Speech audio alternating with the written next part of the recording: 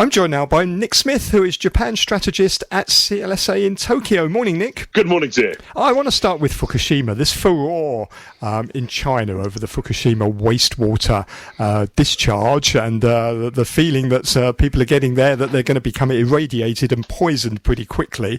I should mention, you are a nuclear physicist, aren't you? You studied physics, nuclear physics at university, so you are well qualified to talk about this. So tell me the facts as opposed to what we're reading in the press and what the government is saying. What are the facts about this? Yeah, I mean, I remember back in 2011, the top cancer specialist from the UK, Professor Jerry Thomas, came over, and I remember her standing there in the press club saying, "I'm embarrassed on your behalf, you journalists, because of the low quality of your reporting on this. You told everyone that Fukushima was like Chernobyl. At most, it was 3% of Chernobyl." And I think this whole issue is very, very much the same, that we're talking about 1.3 million tons of water, and inside that there are 3 grams of tritium, which is a very, very puny beta emitter. And so Japan's thinking of, because that can't be split out from the water, because the tritium's in not H2O but HTO with tritium involved in it, so it can't be split out. And so they were thinking of putting this out over 30 years. Now, the 13 Chinese nuclear plants discharged more in 2021, but the amazing thing is, we're talking about 22 terabecquerels from this plant, and Le Hague in France, 500 times as much every year, so 11,460 in the most recent years I have numbers for. And it's not as if anyone makes a big fuss about it in Europe. So in scientific terms, it's not a problem. And I think the only pushback you get is, what if we don't trust the numbers of the Japanese government? And the answer to that is pretty simple. Well, in that case, perhaps you'll trust the IAEA, because they are monitoring it very closely in Japan. And it should be pointed out as well, not just France, China also discharges radioactive waste into the oceans as well, and also with much higher levels of tritium than's coming from the Fukushima power plant. Sure. So it is standard operating procedure for nuclear power plants to discharge a certain amount. But let's not pretend that this is some evil thing that doesn't occur in nature. Of course it does. A certain amount of it exists anyway. And I keep pointing out to people, you're perfectly happy to sit in a hot spring, an onsen.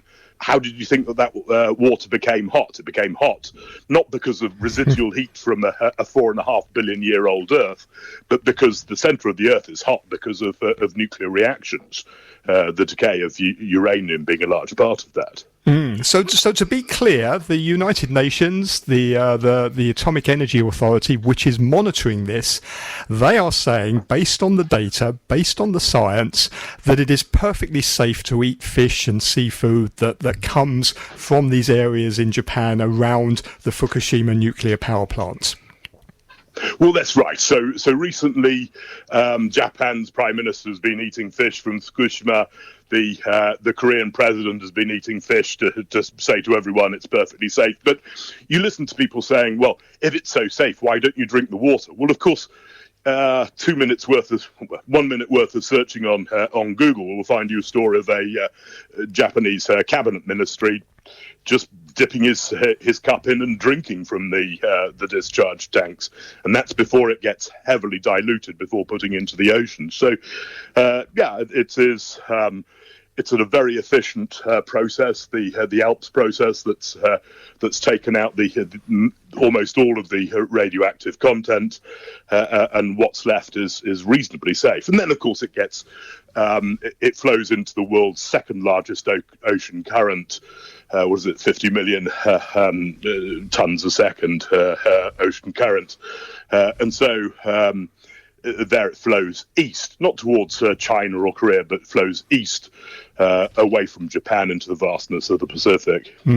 So what the Hong Kong government says, because they banned seafood from 10 prefectures around the plant, they say that 2 years is just not long enough to monitor this and see what the long-term effects are of this water. So that's why they've banned the seafood from that area. What does the government say to that?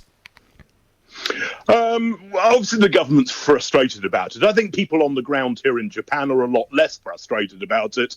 If you look at last Friday's Tokyo CPI numbers, price of squid was up 60.5% year on year, so a little bit less demand for it would be really nice. Although, if you look at why the price is up so much, it's because of illegal fishing by certain other countries in Japanese territory. So the countries that are complaining about it are actually doing the illegal fishing that's driving up the price of the thing. So they're eating it. It might not be badged as Japanese. But it seems to be spreading, doesn't it? There's reports now that Chinese consumers are boycotting Japanese cosmetics because they're worried that putting on Japanese lipstick may give them radiation poisoning. I presume that applies to the women as well.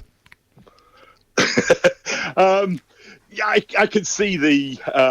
Actually, I can't. I mean, obviously, the radiation from tritium absolutely wouldn't get through your skin. But I don't know why they think that there's ocean seawater in lipstick. No. I think there's polls say in polls people say I won't be using their products. And experience with these polls in the past is what they say and what they do are very different. People in previous spats, people have slowed down their buying of Japanese cars just because they were getting vandalized in the riots. But who can tell what lipstick you're wearing? So it's quite possible people keep buying. Certainly, the objection to Japanese is stronger amongst poorer people, and that's an important factor worth watching. It does seem, doesn't it, that this is not just about the science, not just about food safety. There seems to be a political element to this as well. Do you think that, that's part of the reason why we're seeing such a fuss made because of the deteriorating relationships between China and Japan? Well, of course, this has nothing to do with science and everything to do with politics. So, yes, I think tensions have built up a bit. There is a feeling that perhaps Japan has allied itself a little too strongly with the US in keeping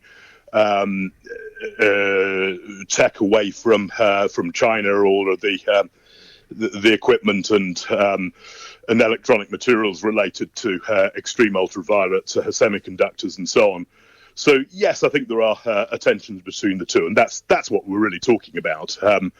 When China had a spat with Australia about wine, it wasn't about wine or about Australia dumping low-priced wine onto the Chinese market. It was about frustrations with other things.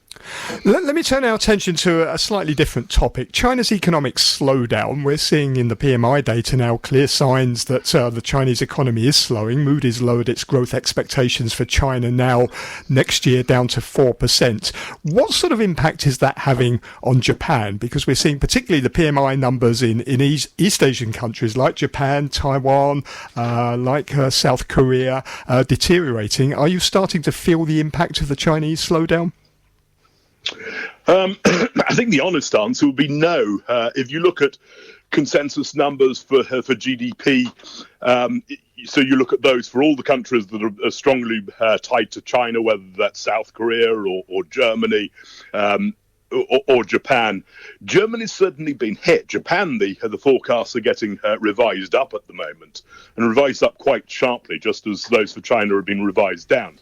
If you look at profitability, obviously the profit numbers, the government's numbers for corporate profits, including non-listed, those came out on Monday, and those show the highest profit margins for Japanese companies on record. So Underfoot, Japan's not doing badly, and it's the one place where PMIs are rising at the moment while they're slip sliding away elsewhere. So, no, I think the simple answer is Japan's not feeling pain at the moment. Of course, it would like China to grow faster. That would be good for everyone's demand, but Japan is cushioned from this. So, what about on the export side? Are exports suffering to China? I think if you look at the composition of exports and imports are basically shuttling between Japanese parent and Chinese subsidiaries. So we're talking about sales of particularly things like machinery, and that's not an emotional buying decision. It's Japan provides something for which there are a few global competitors, so you buy it. So in previous spats with China in 2005, 2010, 2012, the tourism was hurt, but the exports and imports were unaffected. So it sounds like, from what you're saying, if you want to find a market to play that sort of insulates you from the Chinese slowdown, Japan could be the one in Asia. I think that's right. I think if you look at within Asia, globally, really, you can see GDP forecasts being raised in Japan, just as Europe is looking really bad at the moment. China's slowing down. Where are you going to put your money? Well, Japan, the profit forecasts just keep getting revised up as things beat expectations every quarter. So if you want to play Japan as a market that's going to be immune from the China slowdown, are there any particular sectors that you should either look at, or particular sectors, conversely, that you should avoid? Well, I think we're there still saying banking sector's looking interesting. I think that the rates will continue to tick up in Japan. I think it's mostly on a stock-by-stock basis rather than sectors. I would say generally, though, stay domestic rather than export at the moment, although the super weak yen is quite helping the exporters also. Nick, it's always a pleasure talking to you. Thank you very much indeed. Great to speak. That's Nick Smith, who is Japan strategist at CLSA in Tokyo. You're listening to Peter Lewis's Money Talk. Money Talk. Thank you for listening to Money Talk this morning. You can find more business and finance information from around Asia in my daily newsletter, which is at peterlewismoneytalk.substack.com. I'll be back tomorrow when I'll be joined on the show by Andrew Ferris, the CEO of Econosis Advisory, and Michelle Lam, Greater China economist at Societe Generale Corporate and Investment Banking. And with a view from Taiwan is Ross Feingold, Business Development Director at SafePro Group. See you tomorrow. Money Talk.